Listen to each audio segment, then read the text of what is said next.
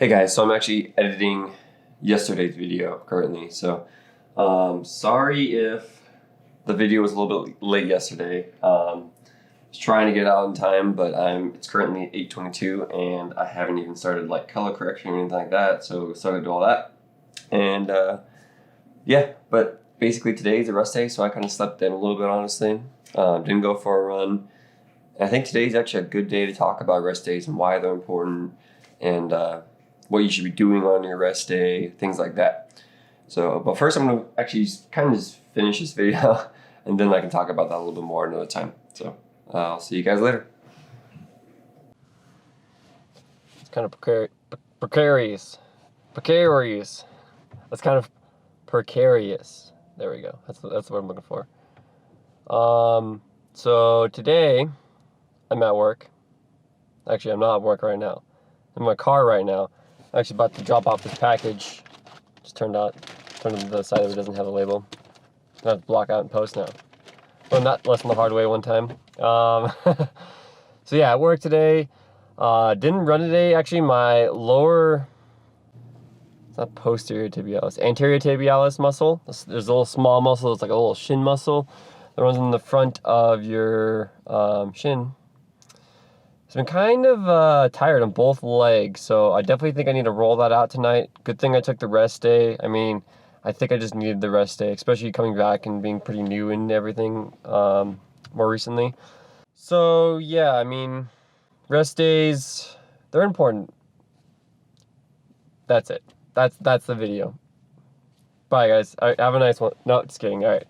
So when I was in college, let me actually just say something. I hate when people could do streaks. Streaks are great, like, mentality, I guess. But I guess, like, here, let me put it this way. I hate when serious runners do streaks. Or not serious runners. I guess everybody can be serious. If you're doing a streak, you're pretty serious.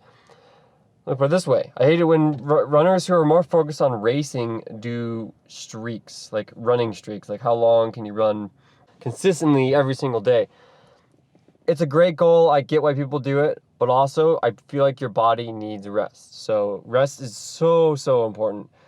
Something that I actually had to learn the hard way. When I was in college and even in high school a little bit, I was always going out running as hard as I could every single day. I mean, not as hard as I could, but like 6:20 pace every single day. And then I would hardly have any rest days. It was always like these up-tempo runs or workouts. And I was always kind of like that workout hero, the guy who'd like win the workout and be like first in every single rep in the workout. And then we get to the races. And people who were losing to me in the workouts, I mean, these people were beating me in races. I was like, what the heck? I beat these guys in workouts all the time. I'm more fit than these guys. Why am I not beating these guys? Turns out I was not more fit than those guys. If anything, I was overtrained. So that's the thing about streaks. Like, the streaks don't allow your body to like just have like 24 hours of just like rest where you don't do anything. Or I guess it's 48 hours of rest, right? Yeah, okay. 48 hours of rest where you don't do anything. You let your body kind of recover, let those hormones and then those muscles and everything just needs to recover. Like your body, I almost feel like your body's not meant to go every single day. So, I mean, if you're doing streaks, what I recommend is taking those really easy days and being really intentional on those easy days, and then those down weeks, also being really intentional to have a good amount of easy days in those down weeks. I feel like we can get in a lot of trouble if we don't take days off. So, when I graduated, actually, I would say my last season is when I started figuring this out in college, and it was my best season ever. So that was my last cross-country season.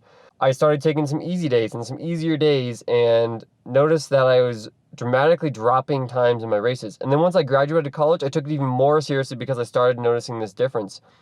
And I started dropping huge chunks of time off my PRs. Like, I was running 5K PRs in my half marathons.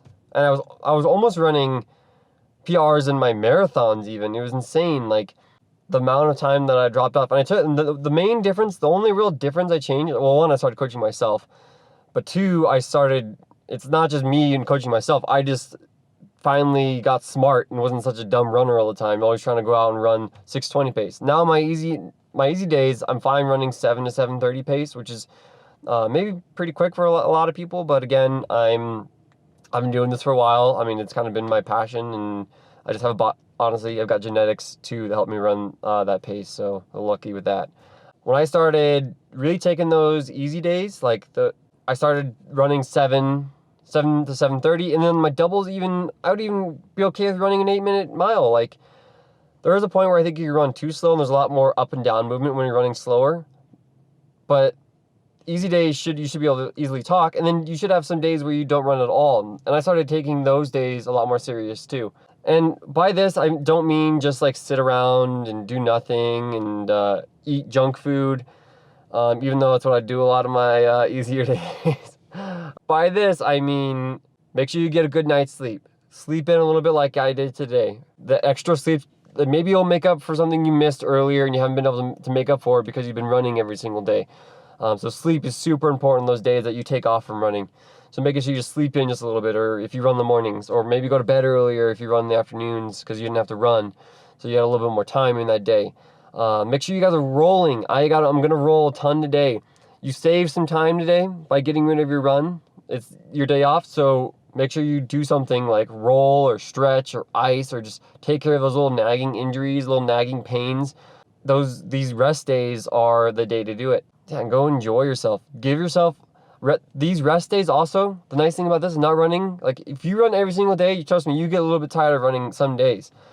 And these rest days kind of like rejuvenate the mind too. So it's not just a break for your body, but also a break for your mind, and allow your mind to rest and not always be trying to worry about running and whatnot. So I mean, even having those rest days, or maybe you don't stretch, maybe you don't roll out that day, but you actually just give yourself a complete break. That's also recommended. But then I recommend the next day doubling up and maybe rolling and stretching.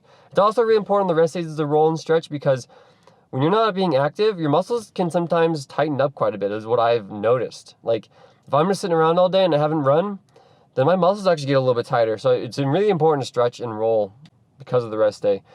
But the rest day being good because it lets everything else kind of recover.